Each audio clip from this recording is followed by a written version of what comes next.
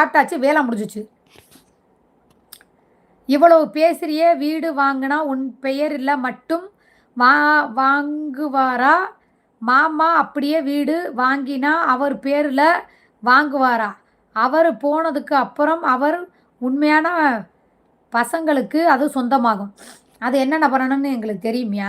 சரியா? நாங்கள் பார்த்துக்குறோம். அந்த அளவுக்கு அறிவு இல்லாமல், அந்த அளவுக்கு அவர் வந்து இன்னைக்கு ஒரு பெத்த ஒரு தகப்பனே எல்லாத்தையும் கொடுத்துட்டு தனியாக வந்து நிற்கிறப்ப ஒரு 100க்கும் 200க்கும் 300க்குமே இவங்க இந்த போடு போட்டு இந்த கிளி கிழிச்சு ஒரு மட்டு மரியாதை. சரி, அவர் தான் மூத்த மனுஷன், ஒரு அப்பன், ஒரு 2 வார்த்தை கூட குறைச்சி அவரை பற்றி தான் தெரியுமத.